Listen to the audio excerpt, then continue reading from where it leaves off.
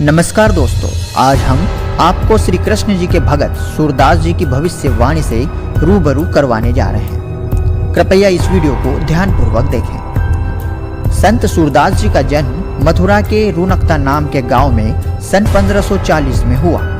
श्री कृष्ण जी के अनन्य भक्त सूरदास जी ने कलयुग के बारे में बहुत सी भविष्यवाणियां भी की है। उनकी भविष्यवाणी में एक धर्मात्मा का उल्लेख आता है, जिनका आने वाला विनाशकारी समय को एक धर्मात्मा द्वारा टाल देने के बारे में अपनी भविष्यवाणी में बताया गया है। आने वाला विनाशकारी समय तृतीय विश्व युद्ध की ओर संकेत करता है। वर्तमान समय में आए दिन अप्रिय घटनाएं तो घटित होते सभी देख रहे हैं। भारत देश ही नहीं बल्कि पूरे विश्व के गंभीर हालातों को देखकर यह अंदाजा लगाया जा सकता है कि वर्तमान समय भविष्य काल के लिए कितना भयानक हो सकता है।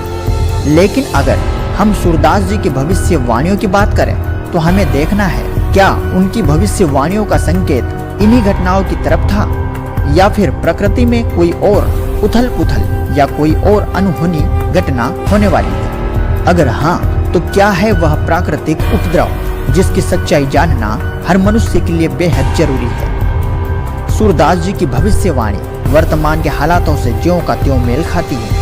संत सूरदास जी अपनी भविष्यवाणी में कहते हैं, रे मन धीरज क्यों न धरे, संवत 2000 के ऊपर ऐसा जोग परे, पूरब पश्चिम उत्तर दक्षिण चहु दिशा काल फिरे, अकाल मृत्यु जग माही व्यापे, प्रजा बहुत मरे।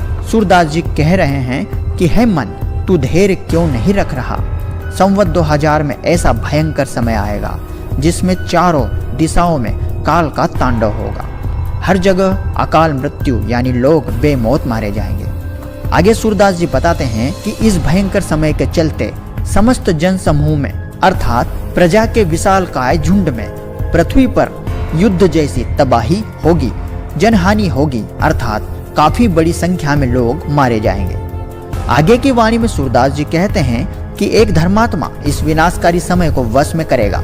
अब देखना यह है कि आखिर कौन है वह धर्मात्मा जिस पर कहा गया है कि स्वर्ण फूल वन पृथ्वी फूले, धर्म की बेल बढ़े, सहस्र वर्ष लग सतयुग व्यापे, सुख की दया फिरे।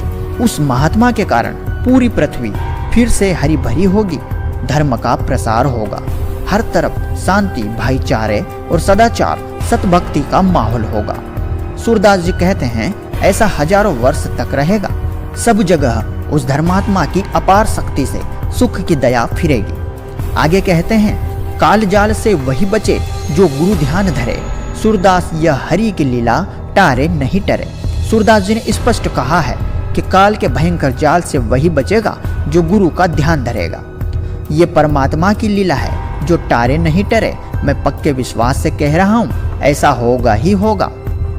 दोस्तों, सूरदास जी के यह वचन हमें भीतर तक झकझोर देते हैं और यह सोचने पर मजबूर कर देते हैं कि आखिर वह धर्मात्मा कौन है जिसकी असीम दया से, या फिर यूं कहें कि उस महापुरुष के अथक प्रयासों से समस्त जन समूह में चेतना का नया विस्तार होना लाजमी है।